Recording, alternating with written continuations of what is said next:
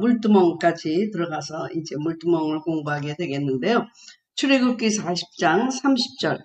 그는 또 물두멍을 회막과 제단 사이에 두고 거기 씻을 물을 담으니라. 모세와 아론과 그 아들들이 거기서 수족을 씻되 그들이 회막에 들어갈 때와 제단에 가까이 갈 때에 씻었으니 여호와께서 모세에게 명령하신 대로 되니라 라는 이 물두멍에 대한 말씀을 여러분들과 오늘 생각해 보도록 하겠습니다. 자, 우리가 그 울타리에서 그 다음에 문을 통과해서 번제단을 통과해서 지금 물두멍까지 왔습니다. 이 성막에서는 하나님이 그 지성소부터 세워서 나갔거든요. 하나님 쪽에서 올 적에는 거룩한 분이 오실 때는 지성소를 세우고 그 다음에 성막을 세우고 그리고 성막들까지 이렇게 오시는 방향으로 지어졌는데 인간은 그 거룩함으로 나아가기 위해서 믿음으로 그 다음에 우리의 그 원죄를 씻고 그 다음에 고범죄를 씻고 자기를 처리하고 지성소에 들어가는 순서로 되어 있습니다. 이 순서는 뒤바뀔 수가 없다는 거 여러분 꼭 기억하시기 바랍니다. 믿음이 없이 번제단, 은혜만을 체험할 수 없고 은혜 체험이 없는데 물두멍에 가서 우리가 선결할 수가 없다는 것입니다. 그래서 집을 짓 적에도 기초를 짓고 그 다음에 기둥을 세우는 거죠. 기초도 없고 기둥도 없는데 지붕만 세우겠다 그런 분들 많이 계시잖아요. 그거는 안 되는 거고요. 기초가 든든하게 세워지고 그 다음에 기둥이 세워져야 지붕이 세워져서 집이 되는 것처럼 이 성막의 순서는 그대로 진행이 돼야 된다고 하는 것입니다. 어디를 먼저 가서 나는 지금 성결한 부분은 됐는데 은혜는 부족해 이렇게 말할 수가 없다는 것입니다. 믿음이라는 그 기초가 우리한테 들어오고 그 다음에 번제단을 우리한테 세운 다음에 물두멍으로 가게 돼 있는 것입니다. 이 순서는 뒤바뀌어서는 절대로 안 된다는 거 여러분 깨달으시고요. 그리고 이 순서가 바로 구원의 순서다라고 하는 것을 여러분 머릿속에 두고 나중에 구원을 논하게 될 때, 구원론을 논하게 될 때 성막을 떠오르시면 그거는 뭐 다른 어떤 교리적인 차이에도 불구하고 여러분 쉽게 이해가 되리라고 봅니다. 믿음이 생긴 다음에 믿음이 있는 다음에 믿음으로 주는 그리스도시여 하나님의 아들이십니다는 고백을 한 후에 번제단에 가서 우리가 죄를 다 탕감받고 의롭다 여겨서 칭의 받고 그 다음에 물두멍 성결의 성화의 단계로 들어가는 것입니다. 그래서 지금 우리가 물두멍을 한번 공부해 보도록 하겠습니다. 물두멍, 그 두멍이라고 그랬나 봐요. 대야 같은 것을. 그래서 물두멍. 저는 예전에 물두멍이라는 말이 참 이해가 안 됐었는데요. 네, 큰 대야 같은 것입니다. 그림을 보면서 우리가 생각해 보도록 하겠습니다. 자, 여기 제사장들이 큰 대야, 그러니까 노수로 만든 대야에 노수로 만든 받침대가 있는 물두멍에서 발을 씻기도 하고 손을 씻기도 하고 그렇습니다. 그래서 이 성막에 대한 그 여러 가지 기구들 중에서 물두멍에 대해서만은 유독 성경에서 그렇게 많이 묘사하고 있지 않습니다. 이거는요, 지금 보면 어떤 사람은 손을 씻고 있죠. 그리고 여기에 어떤 분은 또 이렇게 발을 닦고 있죠. 그런데 이 사실 물두멍에서 손을 씻는다든지 아니면 물을 퍼서 발을 씻는다든지 이런 이야기들은 전혀 성경에 나와 있지 않습니다. 그러니까는 물을 떠서 손을 씻었는지 물을 떠서 발을 씻었는지 아니면 직접 가서 손을 씻었는지 이거는 성경에 어떤 그 묘사도 없다는 거 여러분 아시고요. 지금 여기 그림을 보게 되면 지금 이 성막의 뜰이 모래로 되어 있는데 맨발로 걷고 있죠. 맨발로. 그러니까 맨발에 먼지도 묻고 그리고 이렇게 그 짐승들 제사 드리면서 손에 이게 더럽게 피가 튀긴다든지 뭐 여러 가지 그런 기름이 묻는다든지 이런 것을 지금 물두멍에서 씻게 돼 있습니다.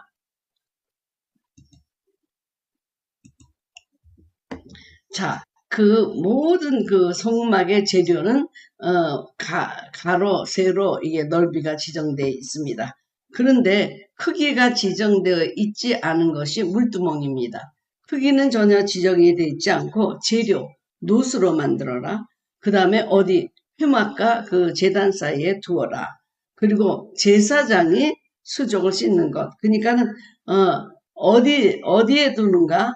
그리고 어떤 재료로 만드는가, 무엇을 위해서 거기 있어야 되는가, 이것만 설명이 되어 있고, 사실 물의 놋대야의 크기에 대해서는 지정이 된 게 없습니다. 그러나 또 한 가지는 언제나 거기 물이 있어야 한다는 것, 그것이 언급만 되어 있습니다.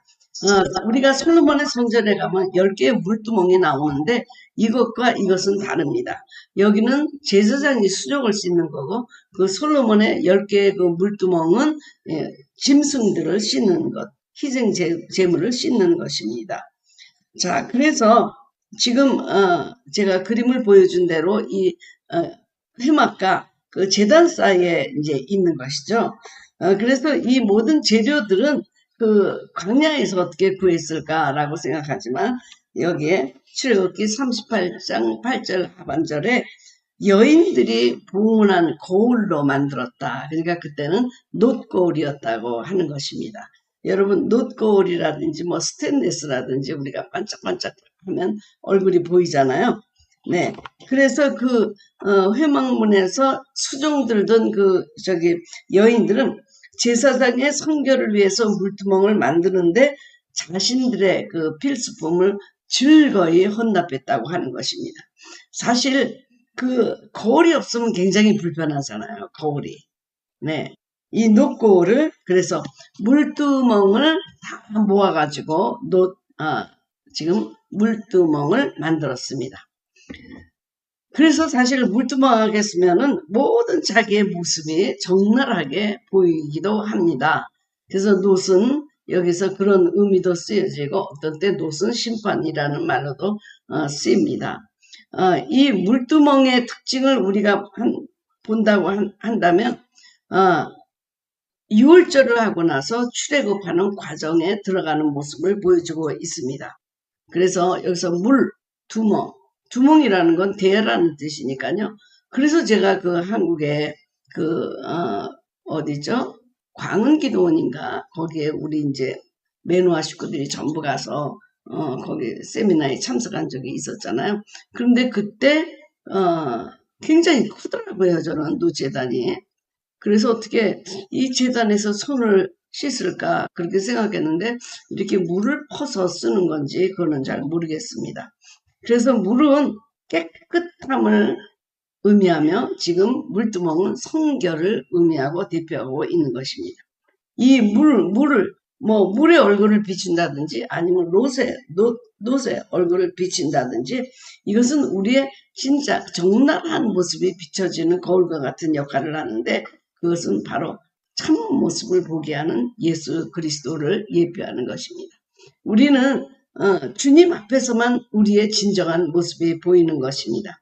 히브리서 4장 13절 지으신 것이 하나라도 그 앞에 나타나지 않음이 없고 오직 만물이 우리를 상관하시는 자의 눈앞에 벌거벗은 것 같이 드러나느니라.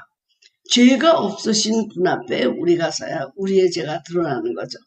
그래서 이 물이라든지 놋이라든지 다 같이 우리의 더러운 모습을 보여주고 더러운 모습을 씻겨주는 성결의 의미로 그래서 지금 성결의 물두멍을 우리 삶 속에 가지고 들어와야 하는 것을 여러분들과 나누고자 합니다. 이 물두멍이 우리 가운데 들어온다는 것은 어떤 의의일까? 그것은 바로 우리가 성결해져야 된다는 것이겠죠. 그래서 이스라엘 백성들이 6월절은 했지만 여전히 그 애굽에 남아있으면 생명과 자유가 보장받지 못하니까 출애굽을 해야 되잖아요. 이 바로 물두멍이 출애굽하면서 이제 외적 성화를 이루는 단계를 말씀드리고 있습니다. 그래서 번제단에서는 하나님과 단절됐던 우리의 그 원죄 그것을 해결받는 곳이라면 물두멍에서는 이미 목욕은 했지만은 지저분해지는 부분을 위해서 고범죄를 위해서 또 하나님이 기뻐하시지 않는 매일매일의 구분제를 위해서 해결을 받는 곳이라고 볼 수 있습니다. 요한복음 13장 13절에도 예수님은 제자들의 발을 씻기시면서 이미 목욕을 한 자는 발밖에 씻을 필요가 없다라고 말씀하셨습니다. 그런데 성결, 그랬을 때 저는 성소를 내적인 성결, 그리고 지금 물두멍을 외적인 성결로 보았습니다. 왜냐하면 우리가 성결, 그럴 때 구체적으로 어떤 것이 성결이냐 그랬을 적에 오늘은 외적인 부분에 대한 성결만 제가 말씀드리고요. 성소에서의 내적인 성결은 다음 주에 여러분들과 나누도록 하겠습니다. 자, 우리 물 두멍인데 그 물이 도대체 우리한테 의미하는 것이 성경에서는 무엇을 의미하고 있는가 한번 보겠습니다.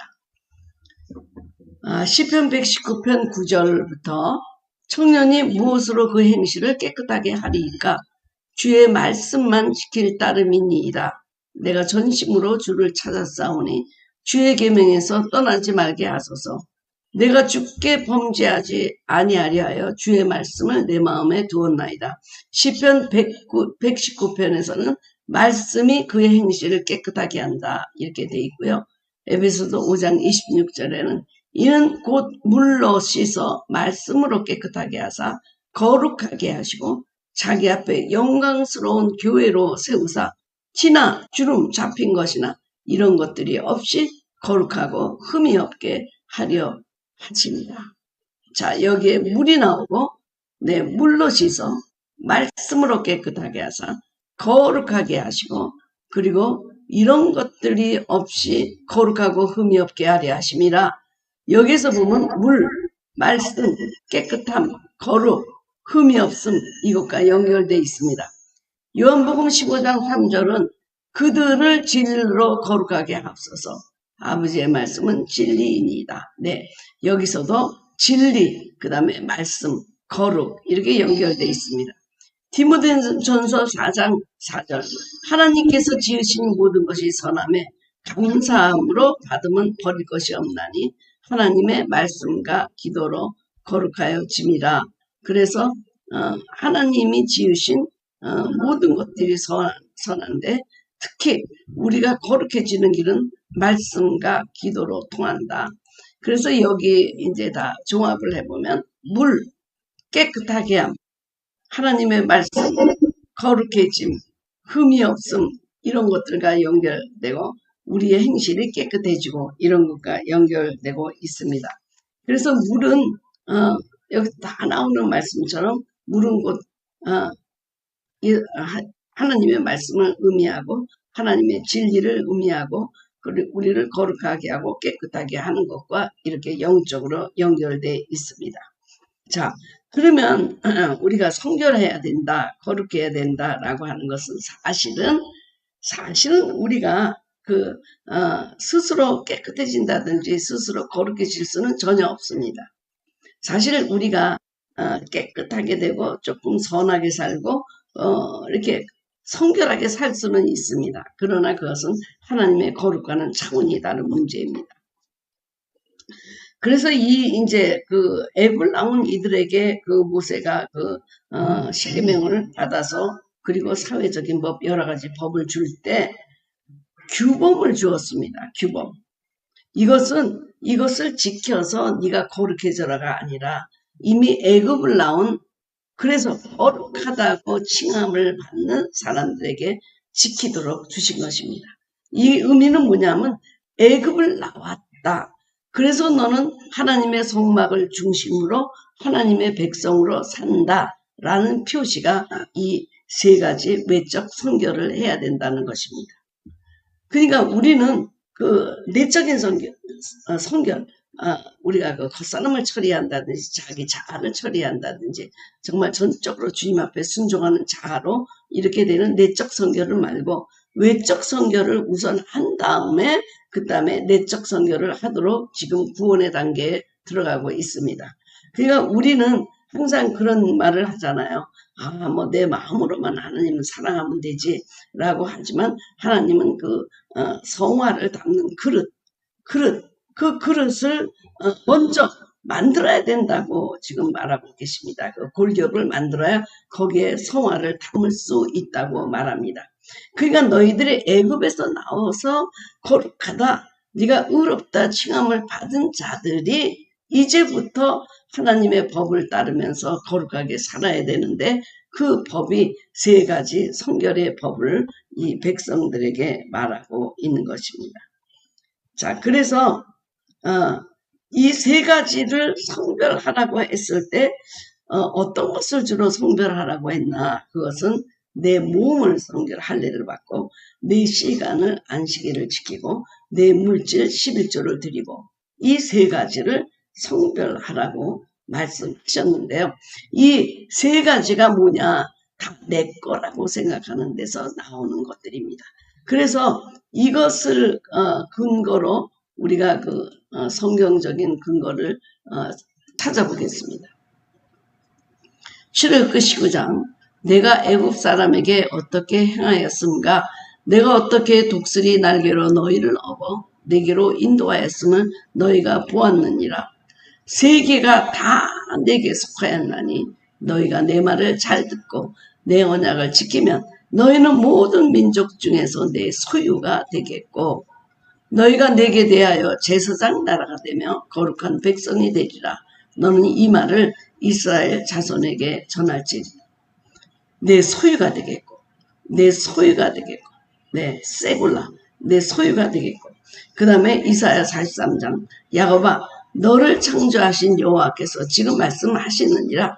이스라엘아, 너를 지으신 이가 말씀하시느니라. 너는 두려워 말라. 내가 너를 구속하였고 너를 지명하여 불렀나니 너는 내 것이다. 네가 물 가운데로 지날 때 내가 너와 함께 할 것이다. 강을 건널 때 물을 너를 침몰하지 못할 것이며, 네가 불 가운데로 지날 때 타지도 아니할 것이요 불꽃이 너를 사르지도 못하리니. 그러니까 내가 너를 돈 주고 값을 치르고 데리고 왔고, 내가 너를 지명하여 불렀니 너는 내 것이다. 너는 내 소유다. 너 세굴라, 내 소유다. 나에게 속했고 너는 내 것이다. 바로 여기에 우리 신학적인 근거가 있는 것입니다. 성결할 때 왜 우리는 성결해야 되는가? 바로 거룩하신 그분의 소유이기 때문입니다. 하나님이 소유하면 거룩해지는데, 땅을 소유하면 성지, 또 집을 소유하면 성전, 성가대, 성직, 그리고 또 성구, 우리가 그런 거 많이 쓰잖아요. 성도, 이렇게 거룩하다라고. 사실은 거룩은 우리의 자질은 아닙니다. 그러나 하나님의 것이 되고 나면 우리가 거룩해지는 것입니다. 그러니까 우리가 이런 얘기 많이 하잖아요. 귀신 들린다. 귀신도 처음에 이렇게 우리에게 영향을 주는 단계, 그 다음에 들어와 가지고 우리를 괴롭히는 단계, 그 다음에 우리를 완전히 포제스하는 단계가 있습니다. 그것을 우리 귀신 들린다 그러잖아요. 그래서 예수님도 우리에게 영향을 주는 단계, 들어오셔가지고 우리를 다스리려고 그렇게 준비하는 단계, 그 다음에 더 깊이 들어오셔가지고 우리를 완전히 소유하는 단계.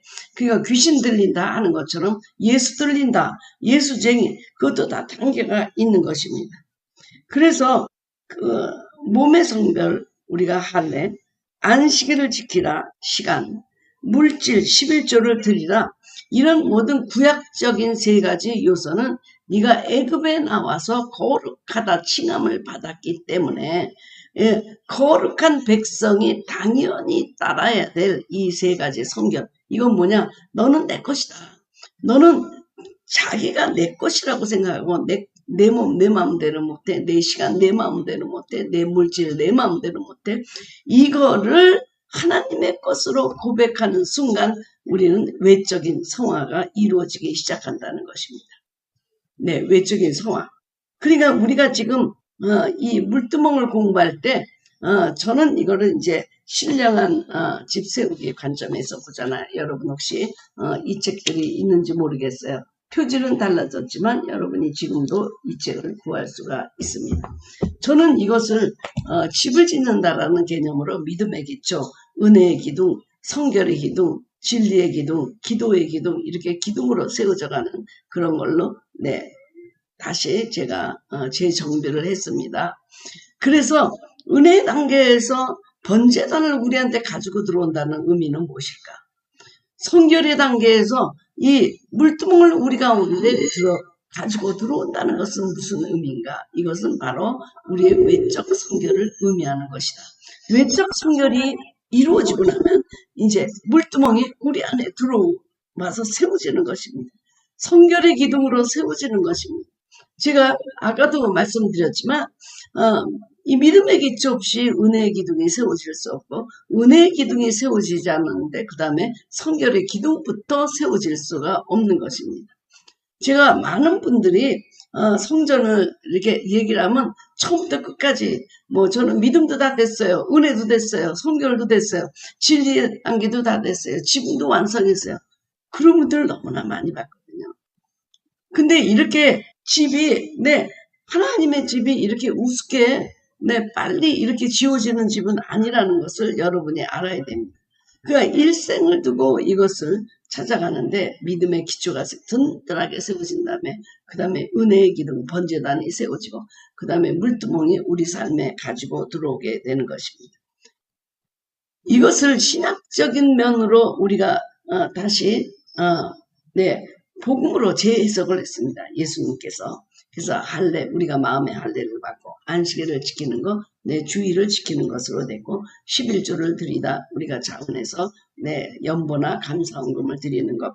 이 11조도 예수님께서 그것도 패하지 말고 버리지도 말라 그랬지만 사실상 사도 바울이나 이런 베드로나 이런 시대에는 연보라는 말을 많이 썼습니다. 자원하여 힘껏 풍성하게 관대하게 아끼지 말고 그렇게 드리라고 되어 있기 때문에 이 11조라는 개념이 어떠한 개념이든지 간에 이 물질에 대한 문제입니다. 물질관. 그래서 오늘 이 세 가지를 한번 생각해 보겠는데요.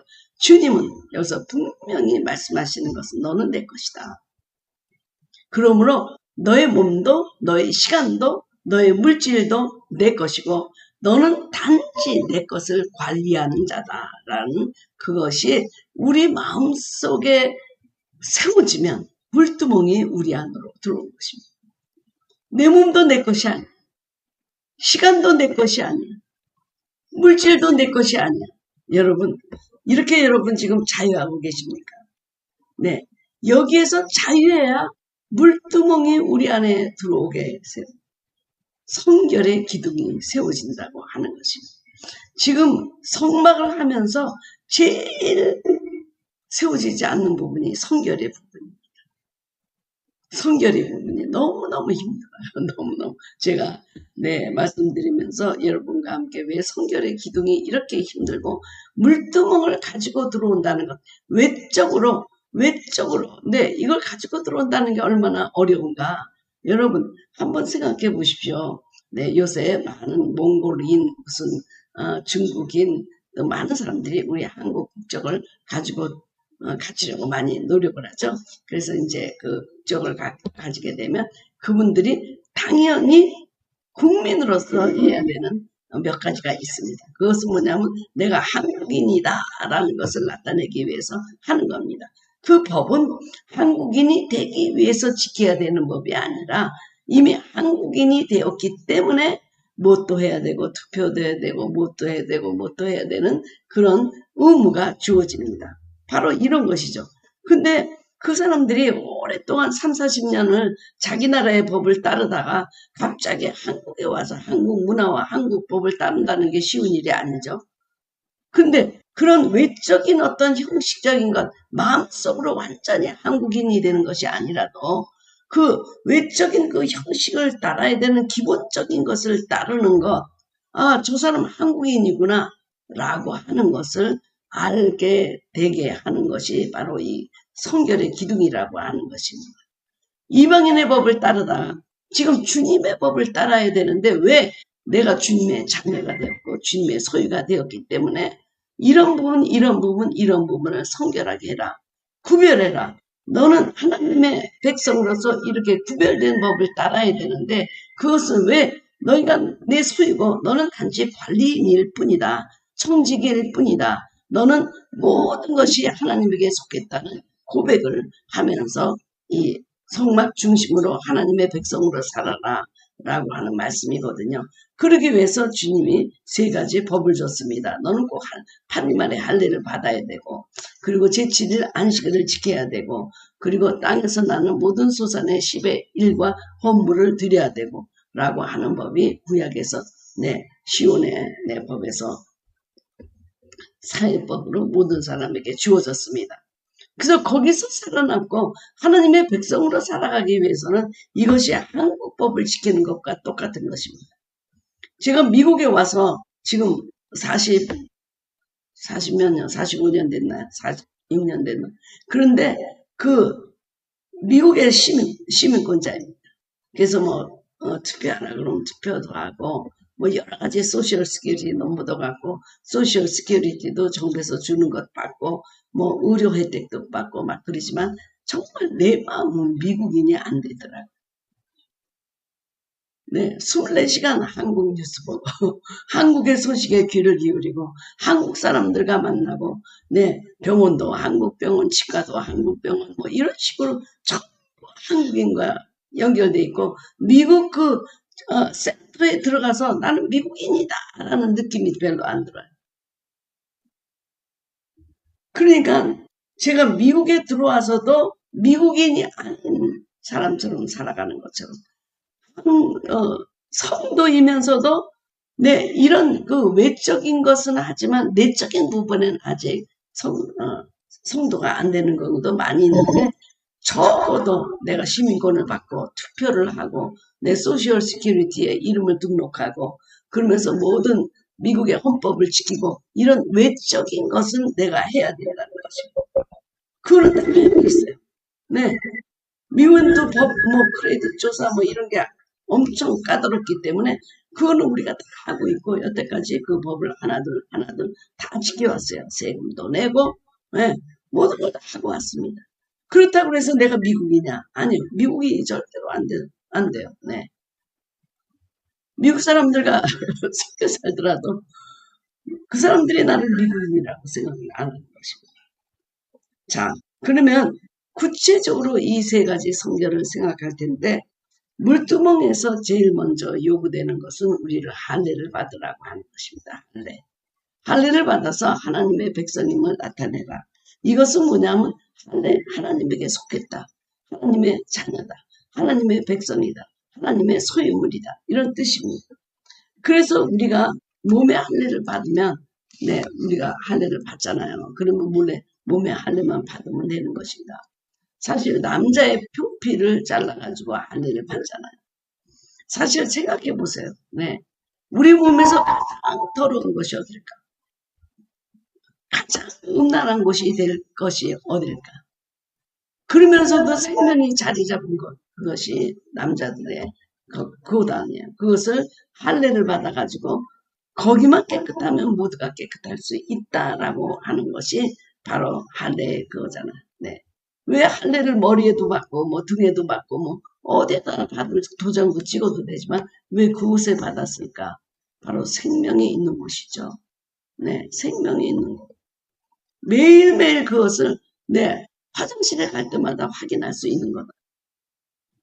하나님께서는 가장 그러한 부분에 할례를 받게 하시고 나에게 속했다는 것을 매일 자각하고 성결하게 살아라 하고 할례를 주셨거든요. 근데 잠언 6장 15절 16절 19절에 하나님 아주 싫어하는 거 6, 7가지가 있는데 뭐냐? 곧 교만한 눈과 거짓된 이와 무지한 자의 피를 흘리는 손과 거짓을 말하는 망령된 증인과 형제 사이를 이간하는 자입니다. 여기서 하나님이 싫어하시는 거 가만히 보면요. 눈의 범죄, 그 다음에 입의 범죄가 가장 많아요. 그 혀, 이간질도 혀잖아요. 거짓말하는 것도 다 혀잖아요. 그래서 우리가 제일 먼저 우리가 지금 받아야 될 것은 눈의 할례, 귀의 할례, 입의 할례, 마음의 할례. 네, 이 모든 것이 우리가 깨끗해져야 된다는 것입니다. 사실 이 말로서 다른 사람을 살리기도 하고 죽이기도 하고 명예를 떨어뜨리기도 하고 이 혀가 굉장히 능력이 있습니다. 혀가 말하는 것이 능력이 있어요. 네, 설교를 하면 그 말을 통해서 언어를 통해서 우리가 또 은혜를 받지만 우리 주님의 말의 하나님 안에요. 언어의 하나님. 그래서 언어 영성을 우리에게 주었는데 그것을 잘못하면 세속적인 말도 되고 그리고 음란한 말, 농담, 비판, 험담, 이간질 그런 말을 할 수 있는 것이지만 그러나 이 말을 하나님의 말로 쓸 때 덕을 세워주고 감사하고 찬양하고 온유하고 겸손하고 진실하고 경건하고 남을 세워주고 하나님께 영광을 돌려주고 이웃에게는 위로와 격려와 진실의 말을 할 수 있는데 어디를 입을 할례를 해야 된다는 것입니다. 우리 몸에서 눈과 귀와 입을 할례를 받으면요. 바로 그것이 영성이 바로 세워지는 것입니다. 그래서 주님이 가장 싫어하는 것은 뭐냐? 내 이간질하고 내 변론과 언쟁을 좋아하고 투기와 분쟁하고 사기치고 악한 생각 이런 모든 것들이 하나님께서는 할례를 받아라. 우리는 할례를 받으면 그냥 그 자리에서 남자들이 받는 그 할례를 받는 걸로 생각하지만 그게 몸 전체를 지배하는 거다 그 얘기입니다. 그것만 깨끗하면 그곳에서만 항상 나는 하나님에게 속했구나. 그러므로 나는 건강한 생각, 성결한 눈, 성결한 귀, 성결한 입을 갖고 성결한 삶을 살아야 되겠구나를 생각하도록 하는 것이 바로 그것입니다. 그래서 주님은 바로 그 보이는 부분을 할례를 받으면서 우리 보이지 않는 마음에 있는 것, 생각까지도 전부 하나님이 성결하기를 원하셨습니다. 저는 그 어렸을 때부터 제가 말을 많이 해서 촉새라는 별명을 가졌고 뭐 별명이 오두방정이고 저는 아주 그 별명에 조금 그렇습니다. 그런데 그 말을 성별하는 게 굉장히 어려웠어요. 왜냐하면 말을 많이 하니까 굉장히 실수를 많이 하고 그리고 남을 험담을 하는 걸 그렇게 좋아했어요. 남을 비판하는 걸 그렇게 좋아하고 그냥 내 눈에는 전부 이상하고 부족한 점만 보여요. 남이 잘하고 뭐 칭찬해 줄게 보이는 게 아니고 남이 잘못하는 것, 부족한 것, 뭐 목사가 저러면 안 되지, 뭐 선생이 저러면 안 되지, 저 친구는 왜 저래, 뭐 이러면서 나쁜 것만 자꾸 보이니까 그것을 입에 담고 사는데 고등학교 때는 그게 너무너무 고민이 됐어요. 그래서 어떻게 하면 내가 하루에 10마디 하면서 그 말을 진실된 말을 할까? 아주 내 마음속에도 갈등이 생기는 거죠. 기독교인이 이렇게 살아서는 안 되는데. 그런데 이제 오랫동안 하다가 제가 이제 사모가 됐잖아요. 사모가 되니까는 말을 안 하게 되더라고요. 그 농사 짓는 데 가서 그들하고 대화도 안 되고 그러니까 그리고 사모가 조심해야 돼. 조금만 몰아가지고 교만하다, 뭐 잘난 척한다 그러면 안 되니까 말을 하지 말라. 그래서 오랫동안 말을 안 하다 보니까 그 문제가 해결이 됐습니다. 근데 문제는 뭐냐? 생각에서는 이게 깨끗해지지 않는다고 하는 것입니다. 그리고 무의식에서도 막 더러운 꿈을 꾸고 막 음란한 꿈을 꾸고 그래. 그래서 보니까 내가 평소에 생각하는 게 음란하고 부패하고 더러운 생각이구나. 이게 무의식 속에 들어가 있구나. 그래서 한참 동안 보는 것, 듣는 것, 말하는 것 하면서 텔레비도 안 보고 신문도 안 보고 모든 거를 끄고 그러면서 정말 몇십 년을 사는 거예요. 그렇게 살면서 하나님 내 무의식에 있는 것까지 나를 정결케 해달라고. 그래서 이제 한동안 그 훈련할 때는 TV도 끊고 그리고 TV도 없었어요. 제가 한국에 살 때 원룸에 있을 때 저 혼자 살 때는 텔레비도 없었어요. 그리고 신문도 전혀 안 봤어요. 우리는 신문 보는 시간 그냥 화장실에 들어가서 1시간, 2시간 보는 사람들 많은데 저는 신문도 안 보고. 왜냐면 보면 범죄하니까. 보면 자극을 받으니까. 그랬는데 오랫동안 그렇게 훈련하다 보니까 내가 아주 더러운 것이 싫어졌어요. 더러운 것을 말하는 것이 싫어졌어요. 그리고 남을 비판하는 것을 또 듣는 것이 싫어졌어요.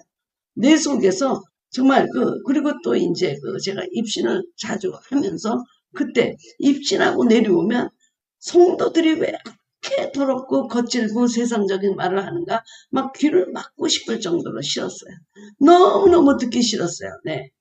그래서 이것이 점점 듣기 싫어지니까 이제는 내가 보고 듣고 말하는 거 자유롭게 내 더러운 것을 봐도 내가 거기에 자극받지 않고 내가 성결하게 그래서 이제는 내가 그런 것을 좀 다스리고 정복할 수 있는 단계까지 완전하진 않지만 뭐 그런 시간이 몇십 년 걸렸어요. 성결해서 내 말과 눈과 귀를 성별하게 하는 거예요. 그러니까 주님이 맨날 그러시거든요. 내가 네 눈을 통해서 내가 사물을 보고 네 입을 통해서 내가 말을 하고 네 귀를 통해서 내가 듣고 그리고 네가 자는 곳에서 내가 자는데 그래서 지난번에 내 제사를 드리는 집에 가서 내가 자려고 할 때 주님이 귀신을 섬기는 집에서 나를 자게 하겠느냐 그래가지고 밤 1시 반에 호텔로 나온 적이 있었다고 그랬잖아요. 제일 어려운 게 이 성결의 문제였습니다.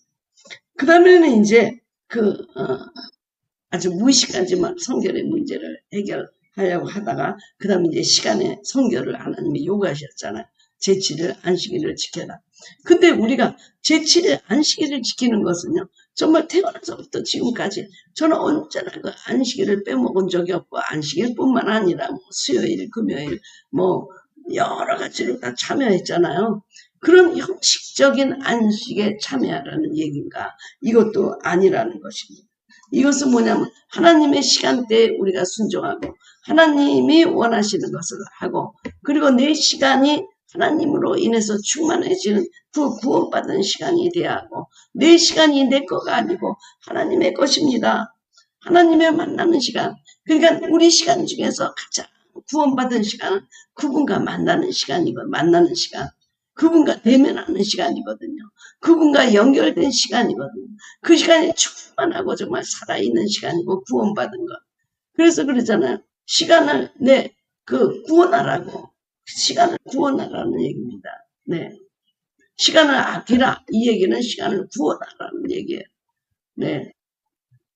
그래서 우리가 그 구름 기둥이 갈 때 구름 기둥을 따라가고 멈출 때 멈추고 이런 프라이오리티가 어디에 있는가? 세상 타는 걸로 인해서 우리가 그것을 낭비하는 게 아니고 하나님께서 그 날만을 성별하라.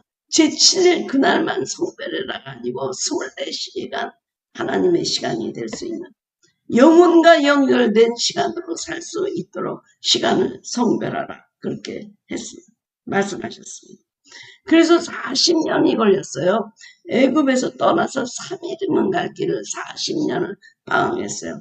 근데 제가 하나님께 말씀하신 대로 그냥 할례를 받으면 8일 만에 끝나는 얘기 아니에요. 할례 받으면. 근데 그것을 내가 성결하기 위해서 20년 이상 걸렸다는 얘기입니다.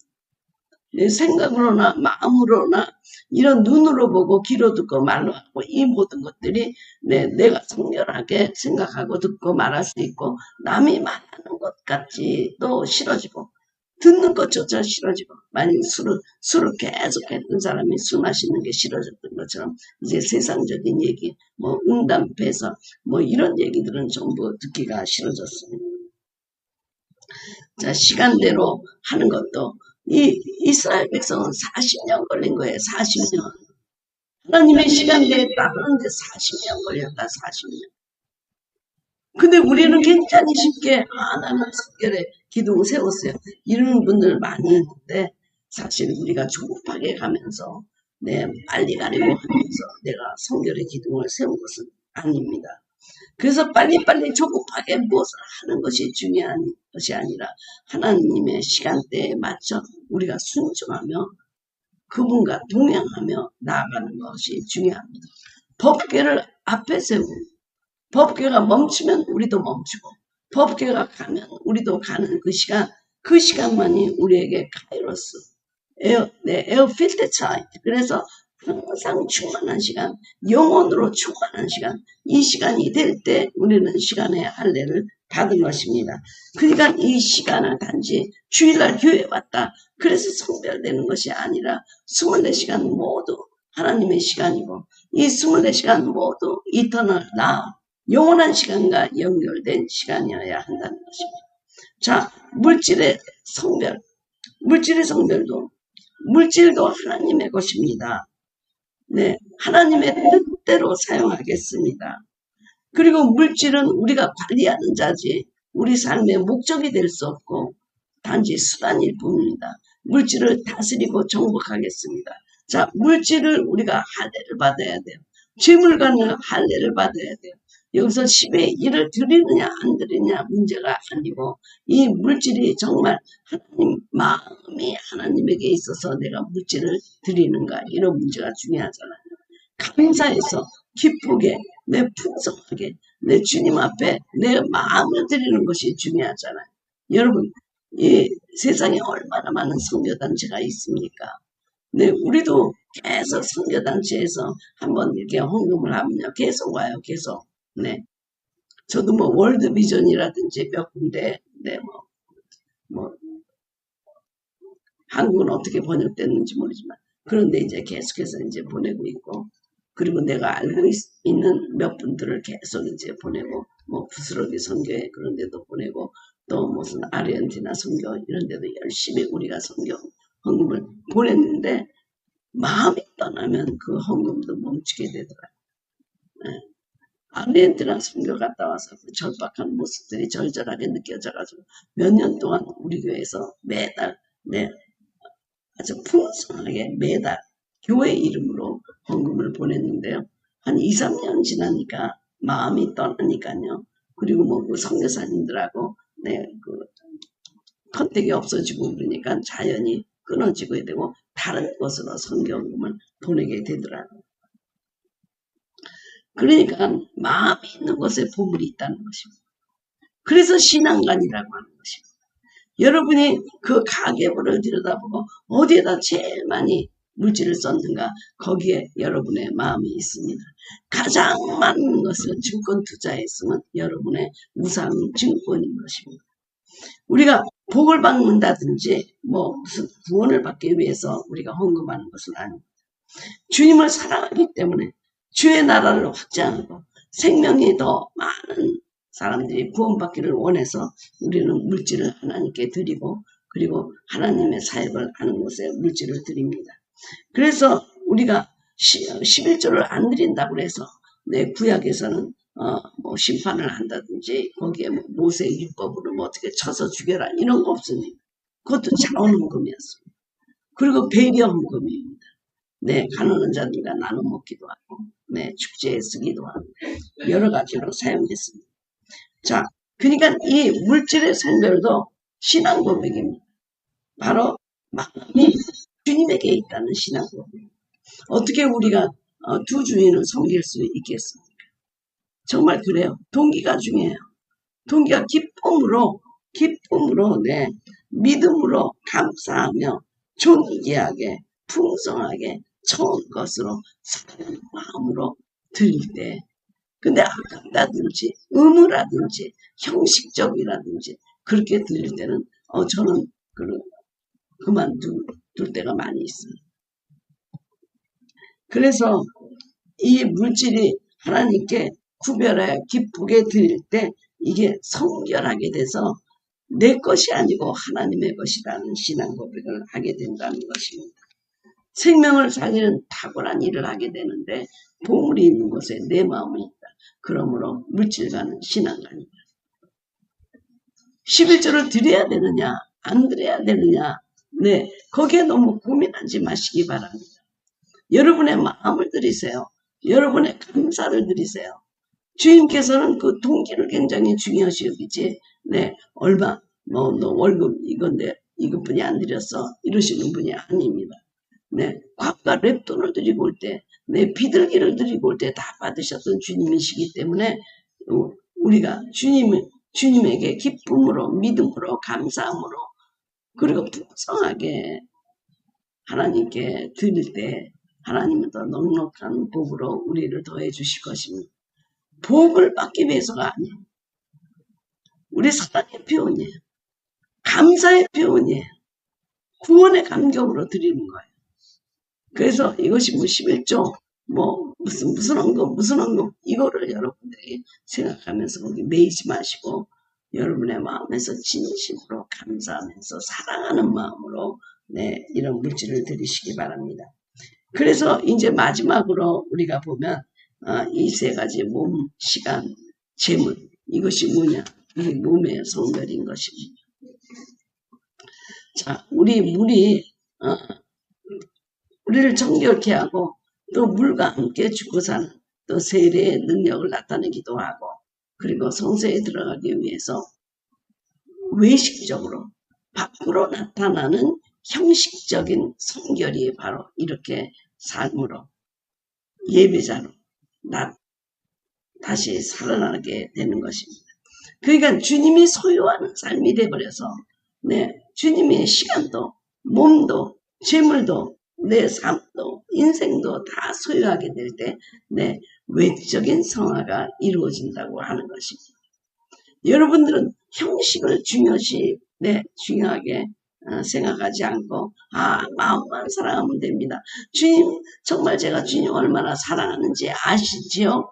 라고 얘기하지만 사랑하는 것을 표현하는 이 길, 몸을 할례받고 시간을 할례받고 물질을 할례받아야 주님 제가 주님 사랑하지요. 이것이 형식적으로나마 외적으로나마 나타나게 된다는 것입니다. 그래서 물두멍을 지나면서 자기의 몸을 다 비춰보고 그리스도의 말씀과 진리에 내 자신을 비춰보고 내가 이제 다 원죄를 용서받았으니까 이제 복음죄를 주님 앞에 나와서 합니다. 그러면서 몸이 깨끗해지는 그 순간이 바로 애굽에서 나와서 성도로서 그 외식적인 법을 바꾸는 것이 바로 이 물두멍입니다. 제가 미국에 와서 시민권을 받고 투표를 하고 이런 모든 것들, 이런 것들 미국에서는 하면 안 되는 일들이 있잖아요. 사인을 위조한다든지 뭐 그런 것들 그런 거 안 하고 그렇게 그 외적으로 나타나는 내가 미국인이 되는 길이 있고 외적으로 나타나는 한국인이 되는 길이 있는 것처럼 외적으로 하나님의 백성이 되는 길이 여기 세 가지 몸의 할례, 육신 할례를 받아라, 시간을 성수해라, 안식일을 성수해라, 그 다음에 물질에 얼마를 하나님께 드려라 라는 그것이 그래서 하나님께 드리고 나면 그 다음이 다음까지도 다 깨끗해지고 거룩해진다라고 하는 것입니다. 하나님께 11조를 드리고 나면 10의 9가 다 거룩해진다는 것입니다. 물질이 거룩해지고 나머지까지도 하나님의 소유가 된다. 그러니까 하나님의 소유니까 하나님이 지켜주시고 하나님의 건데 하나님이 보호해 주시는 것 아닙니까? 하나님께 시간을 성별하면 우리가 그러니까 하루를 천년을 하루같이 사는 그 영혼에 속한 시간으로 살아가는 것 아닙니까? 그렇게 더 풍성하게 사는 것이죠. 많은 사람들이 저더러 목사님 26시간 살아요. 46시간 살아요. 하루 종일 어떻게 이런 일을 다 감당하느냐 그렇지만 그렇지가 않아요. 저는 어느 때는 막 다른 사람들이 몇 년 써야 될 책을 막 일주일 3일 만에 책을 쓰게 하시는 건 바로 영혼 가운데 하나님께서 저를 천년이 하루같이 살게 하는 카이로스 그 시간 속에 살게 하였기 때문입니다. 그래서 우리는 이 성결의 그 물두멍을 지나게 될 때 음란의 영이라든지 질병의 영이라든지 중독의 영, 더러운 세상을 보게 하고 그러면서 정말 더럽고 부패하고 사악하게 살게 하고 보는 것 말하는 것 듣는 것 음란하게 하고 음란한 것 보게 하고 음란한 것에 중독되게 하고 그러면서 가져가는 것들이 바로 이런 그 음란의 영, 질병의 영, 이런 영들입니다. 그러면 질병을 앓는다는 것은 더러운 것인가? 질병을 앓고 있지 않으면 거룩한가? 아닙니다. 질병을 앓고 있으면 질병을 앓고 있으면 내가 거룩하지 않다는 뜻인가? 아닙니다. 여기서 질병에 대한 이해를 조금 더 하려고 합니다. 여기서 말하는 질병은 애굽에 내린 질병. 애굽에 내린 질병을 너희에게는 내리지 아니하리라. 애굽에 내린 질병을 너희들에게는 다시는 내리지 아니하리라. 바로 이 애굽에 내린 그 질병이 뭡니까? 불순종의 질병, 음란함의 질병, 폐역함의 질병, 완고함, 하나님을 대적하고 불신하고 우상 숭배하고 대적하는 병, 두려움, 근심, 불안, 이런 세상적인 그 알고 있는 애굽이 갖고 있는 질병, 가장 큰 것이 불순종의 질병, 그것을 의미하는 것입니다. 그래서 이렇게 그 사단이 막 이렇게 우리를 공격하는 순간에도 성결을 돕는 성령의 역사가 우리를 다시 붙잡아줍니다.